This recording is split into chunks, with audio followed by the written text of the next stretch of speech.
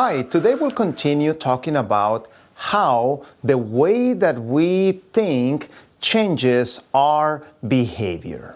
And just as a quick review, this is the way that our brain works. We have A, activating event, B, belief system, and C, emotional consequence. So A, B, C. Your thinking will be determined by your belief system. The belief system is what will determine the emotional consequence. And as we're talking about, you can have a group of people seeing or listening to the same thing, and their emotional consequence will be different based on their belief system. For example, I can say the name of the President of the United States. Some people, when they hear that name, man, they get upset. Some people actually get happy. Some others, they don't even care. Why the reaction is so different? Because it's based on their belief system. The activating event just triggered that belief system to give an emotional consequence. So if we want to change the emotional consequence, what we need to do, we need to change the way we believe. Now, according to the author of the book Feeling Good, he identifies 10 wrong ways of thinking. So if we think in a certain way and we keep on thinking in that way, that is actually going to change the connections in my brain and it will become easier. For example, let's say we have a grass of field, and as I am walking on that grass field in one particular area over and over, a pathway will be formed. If more people start walking in that pathway, then the pathway becomes wider. And as more people walk there, and now the horse walks there and so forth, this becomes so wide that it becomes one of the roads. That's actually how many of the roads actually started. Somebody first started walking, that created a little pathway, and then others walk, and it widened up, and so forth. The same thing happens in the level of your brain. As you repeat your thinking starts to become pathways, and the more you think on that direction, the more those pathways become more established. But here's the good news. What do we need to do in that grass field if we want the grass to grow where that pathway is? Yes, we need to stop walking there, then the grass can grow, and in that way, that pathway will disappear. That's the good news and bad news.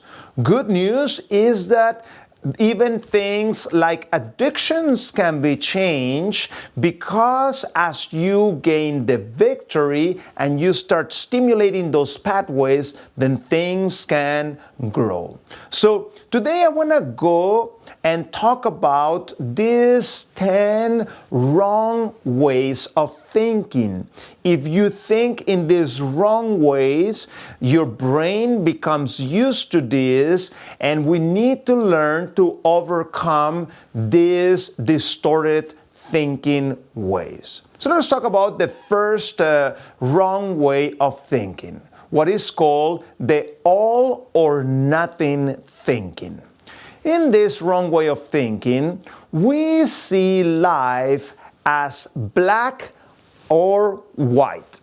And yes, there's a few things in this life that are black or white, but I can assure you, most things in life are not black and white. And most things have a different shadow. For example, people that have this perfectionistic type of attitude, they see life as black or white. There's nothing wrong of doing your best and trying to do, the best job that you can do, but there are people that actually commit crazy things as a result of this. I was in Korea. I teach a class there in a graduate PhD program, and I learned about a story there. This student was a good student. He was always, doing his best to try to get the top grades. And one time, he got a note, was not horrible, but was not the top note in one of the exams. What did he do because of that? He went and committed suicide. Why did he commit suicide? Because of the wrong belief system. In fact, suicide is the ultimate all or nothing thinking. You think that life will be better if you were not there, which is not true. Life is not and will not be better if you were not there. Rather, what we need to do, we need to understand that life has different shades. And if you don't get your black or white, it creates anxiety, it creates depression, it creates hopelessness. So we need to learn to understand that life is not black or white. Next way of wrong thinking, overgeneralization, in which you are creating a pattern based on few examples. I've seen people that say things like they are not, for example, believers, and one Christian does something bad for them. And they say, all the Christians are bad people. Look at what this guy did to me. Well, not necessarily. I'm sure there's some bad apples there, but to say that every single one of them is a bad apple based on just something that somebody did to you is not good enough. That would be overgeneralization. And it's interesting that people that are very smart, they tend to use overgeneralization the most. For example, there was a story I was reading in a book recently about this. This student, he was in a dorm, and as he was in that dorm at the university type of age, he started noticing a very pretty girl. But he was kind of the shy type, so it was very hard for him to approach her. But one day in the morning, as he was having breakfast with his friends at the dorm, he told him, "Look, today I'm gonna ask this girl to go out with me on a date." So he mustered all the courage and he went to contact her. And later in the day, he comes with all this sad face and broken spirit. And his friends ask him, "What did she say to you that make you feel so horrible?" And you know what he says? "I think I'm destined to be lonely and never marry for the rest of my life." And they say, "Why? Why did you say that?" He said, "She said that the time that I had proposed her to go out with me, that she was busy. I'm destined to be alone for the rest of my life." Come on, look, it was just one time, and you tried one time. The overgeneralization mistake that he has are two. Number one, that this lady is never gonna change her mind. She always gonna say no.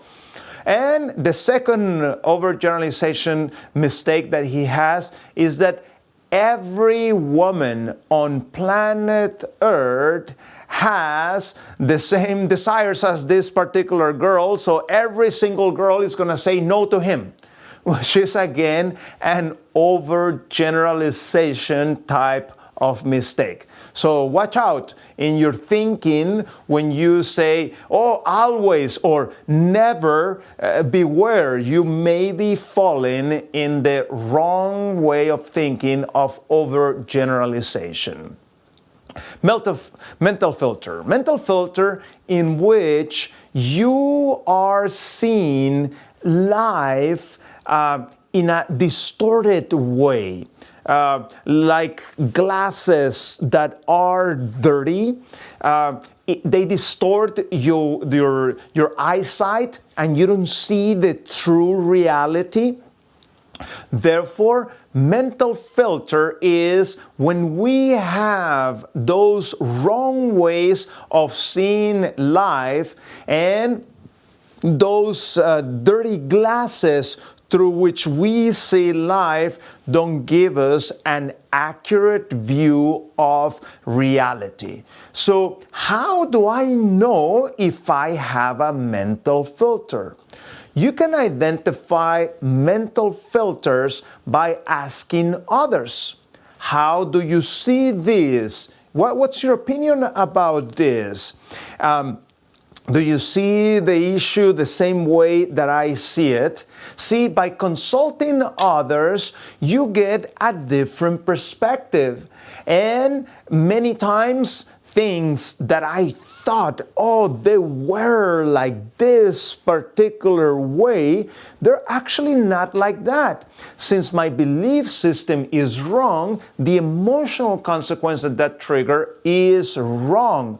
Therefore, we need to have that open mind, consult, talk to others, see other countries' points of views, and in that way I can identify mental filters. So look for evidence contrary to the way you see things and challenge your thinking. In that way, you can see if the way you see things is correct or not.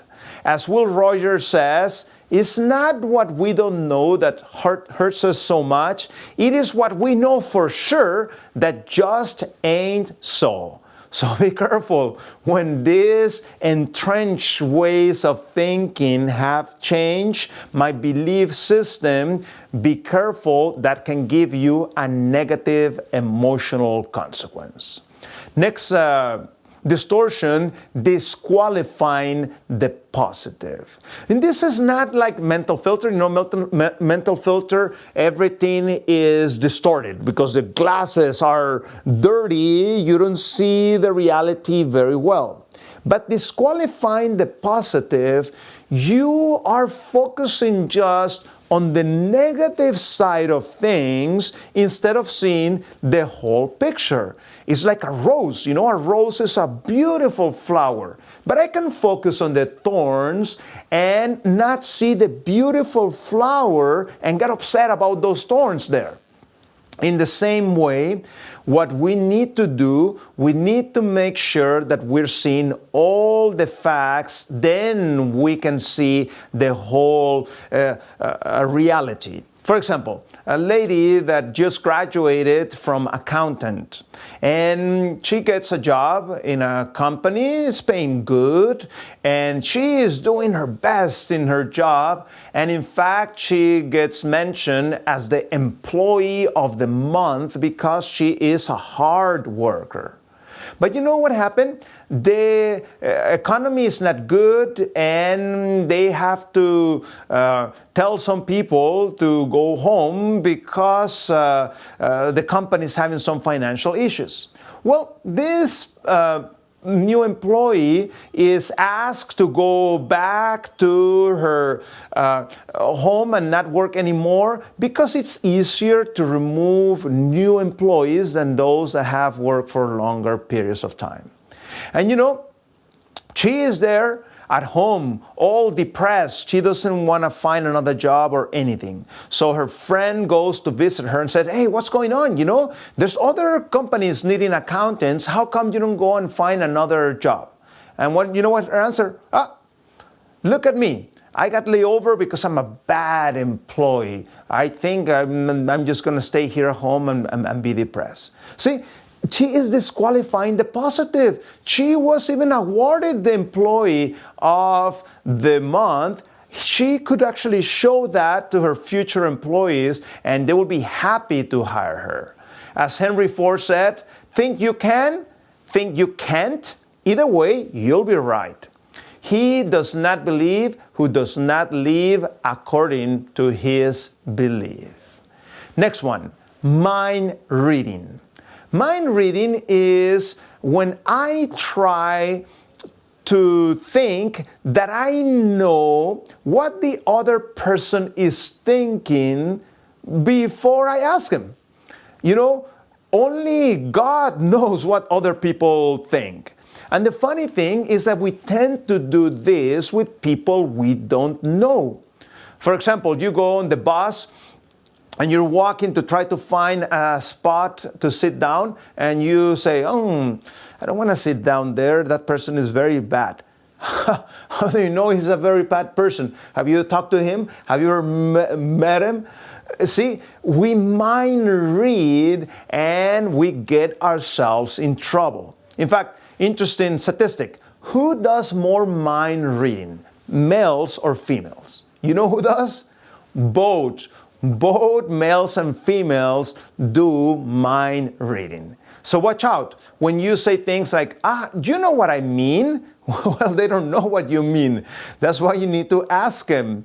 You would never do that unless I know they're talking about me right now. If he really cared, he wouldn't do that. See, these are wrong ways of thinking. Don't mind read. What do I need to do?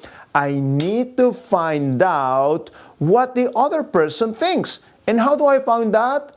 Well, you ask him, hey, what do you think about this? Or how do you see this? And so forth. I cannot know what other people is thinking unless I ask them for. And there is under mind reading a subtype that is called jumping to conclusions, in which you take a conclusion without really thinking things through.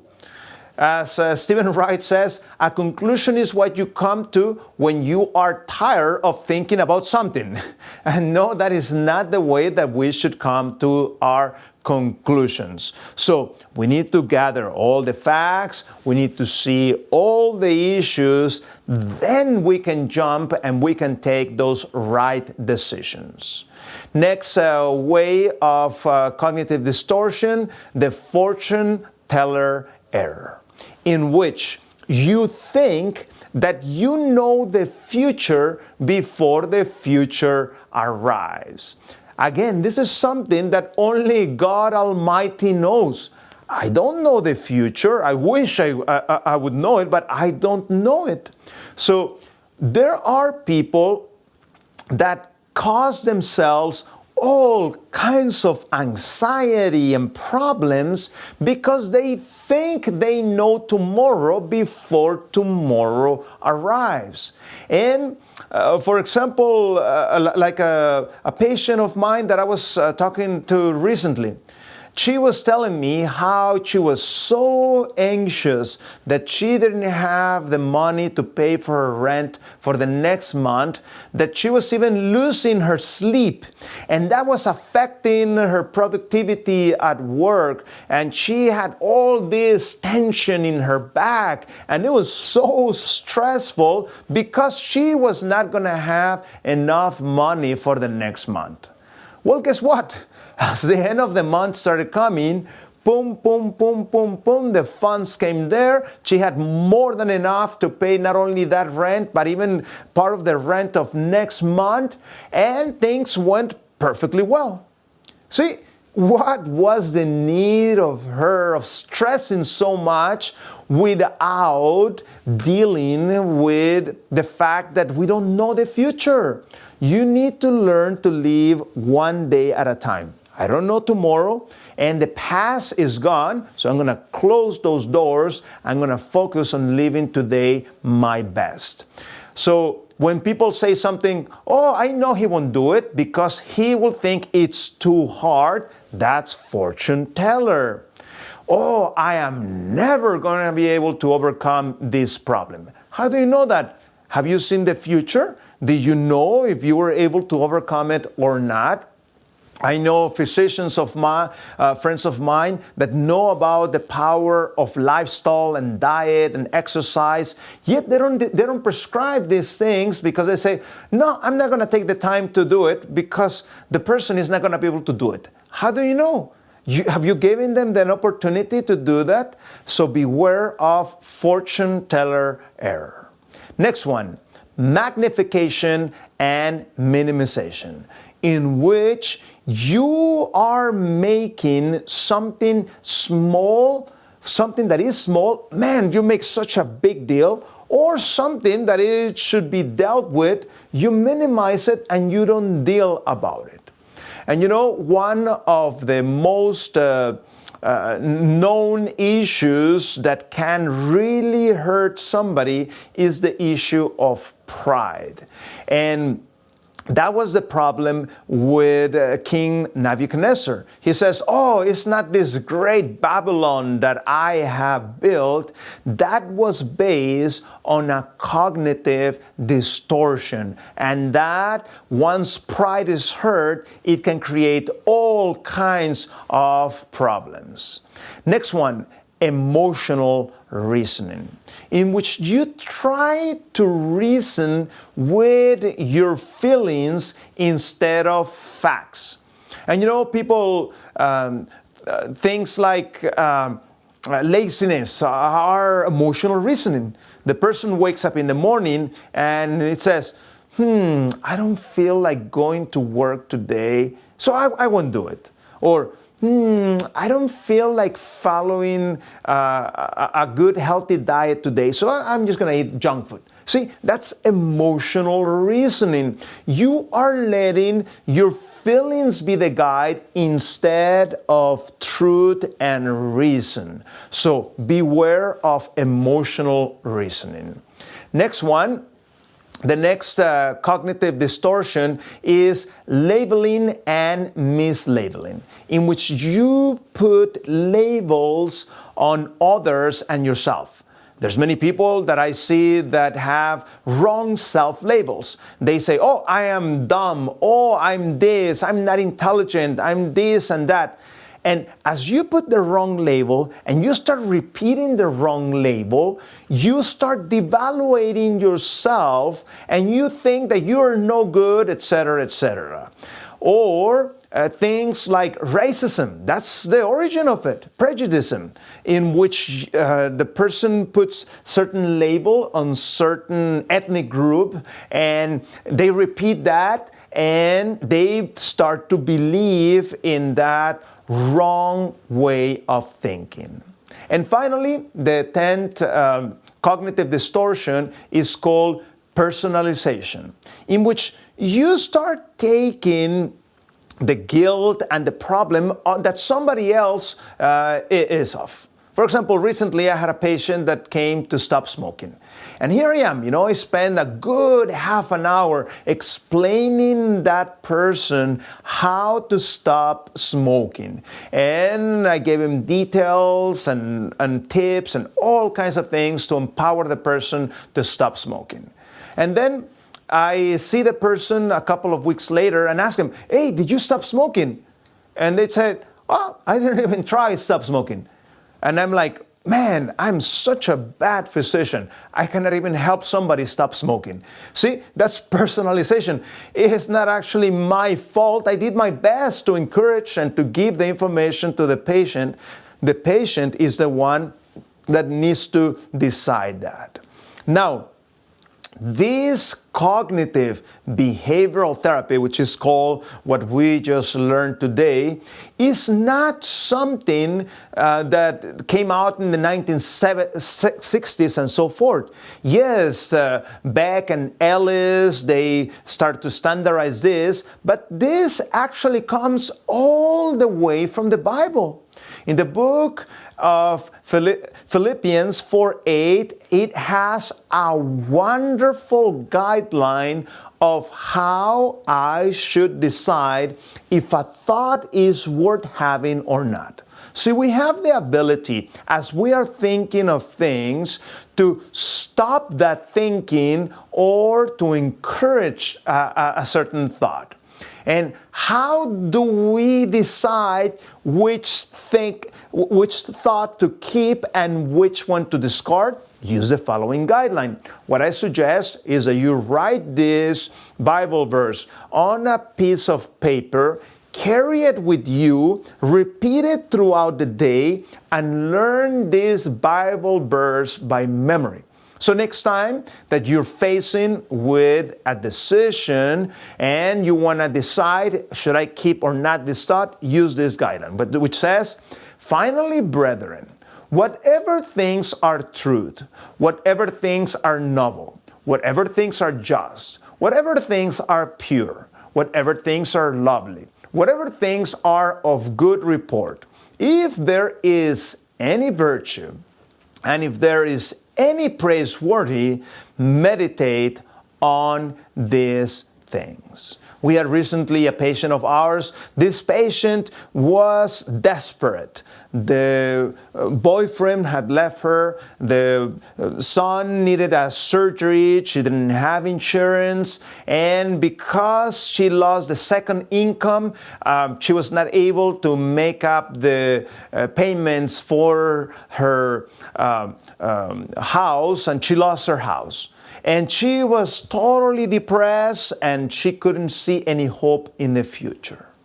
So we started working with her, teaching her about these 10 cognitive distortions and how to have the victory over wrong thinking. And it was fascinating. As she finished the program and went home, number one, she was able to get a very nice job. 2, her parents said, why don't you move with us? And in that way you can save money and so forth. 3, she was able to qualify for special insurance for uninsured children, and they were able to do the procedure that her son needed. And actually very soon she had enough money to make the down payment for a new beautiful house, even better than the one that she had. And at the beginning, when she came to our program, her future looked hopeless. There was nothing to look forward to and so forth. How come in a few months things changed completely, and now she was having a good time and she saw hope? Well, it started by changing her thinking. So if you practice these principles, it's not natural, this will change your brain and this will literally change your life.